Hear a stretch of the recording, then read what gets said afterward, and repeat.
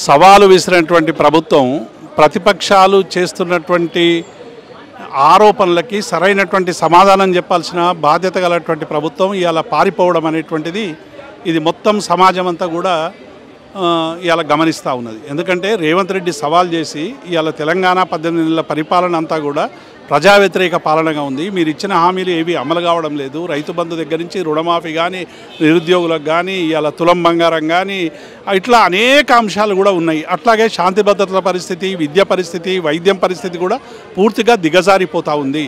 వీటి పట్ల మేము చేస్తున్నటువంటి ఆరోపణలకి సరైనటువంటి సమాధానాలు చెప్పాలని మేము డిమాండ్ చేస్తే ఇవాళ వాళ్ళు రాలేదు. మా కేటీఆర్ గారు వచ్చి గంట సేపు వెయిట్ చేసినా కూడా ఇవాళ కనీసం ముఖ్యమంత్రి కానీ మిగతా మంత్రులు కానీ ఎవరు కూడా రాకపోవడం అనేటువంటిది ఇది దుర్మార్గం. ఇప్పటికైనా మేము కాంగ్రెస్ పార్టీని డిమాండ్ చేస్తాము, వెంటనే శాసనసభ ఏర్పాటు చేయండి. శాసనసభ ఏర్పాటు చేసి ఈ రాష్ట్రంలో ఉన్నటువంటి అన్ని సమస్యల మీద చర్చ పెట్టండి. 2 నెలలైనా 3 నెలలైనా మేము చర్చలో పాల్గొనడానికి సిద్ధం. అట్లాగే రెండవ ఆప్షన్ కూడా ఇస్తూ ఉన్నాం.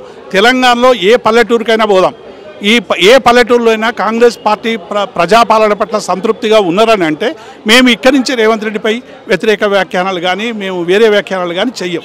కాబట్టి డెఫినెట్గా ఇటువంటి సందర్భంలో మా కేటీఆర్ గారు చాలా స్పష్టంగా ఇవాళ డొల్లతనాన్ని చెప్పిండు. మేము భవిష్యత్తులో కూడా ఇది ఈ చర్చలకు పరిమితం కాకుండా ప్రజాక్షేత్రంలో ప్రభుత్వాన్ని నిలదీసేటువంటి కార్యక్రమంతో ముందుకు పోదాం. జై తెలంగాణ.